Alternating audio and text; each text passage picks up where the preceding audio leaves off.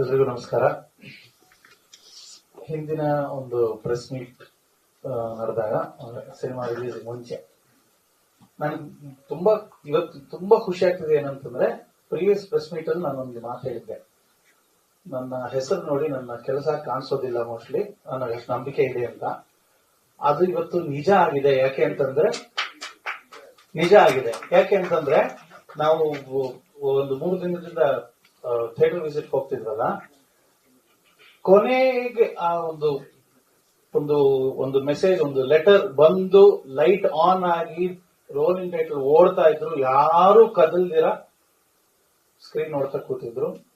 ಇವ್ರು ಎಂಟರ್ ಆಗಿ ಒಂದು 10 ಸೆಕೆಂಡ್ ಆದ್ಮೇಲೆ ರಿಯಲೈಸ್ ಆದ್ಮೇಲೆ ಒಂದು ಜೋರಾಗಿ ಒಂದು ಕೂಗು ಚಪ್ಪಾಳೆ ಬಂತು.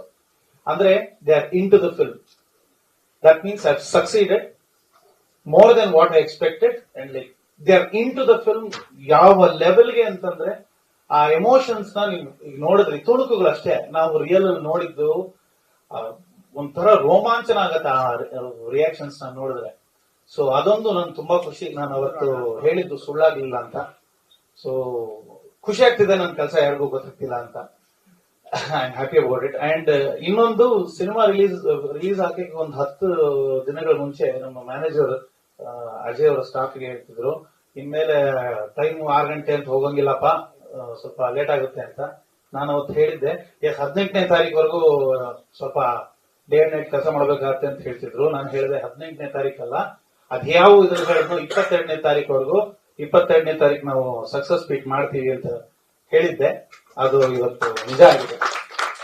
ಇನ್ನೊಂದು ವಿಚಾರ, ನಾವು ರಿಲೀಸ್ಗೆ 3 ದಿನ ಮುಂಚೆ ನಾನು ಡೈರೆಕ್ಟರ್ ಪವನ್ ಅವರು ಇದು ಕಾಪಿ ಚೆಕ್ ಮಾಡ್ತಾ ಇದ್ವಿ, ಫೈನಲ್ QC.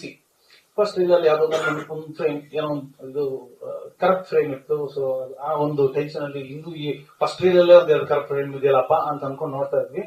ಸೆಕೆಂಡ್ ಹಾಫ್ ನೋಡುವಾಗ ಹಿಟ್ಟು ಫ್ಲಾಪ್ಗಳು ಆಗಿದೆ. ಬಟ್ ಈ ಸಿನಿಮಾ ಇಟ್ಸ್ ಡಿಫರೆಂಟ್. ಅಂದ್ರೆ ಜನರಲಿ ಒಂಥರ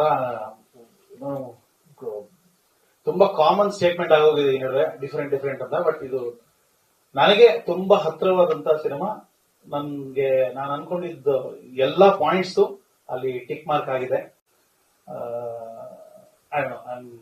I get emotional about it. Thank you.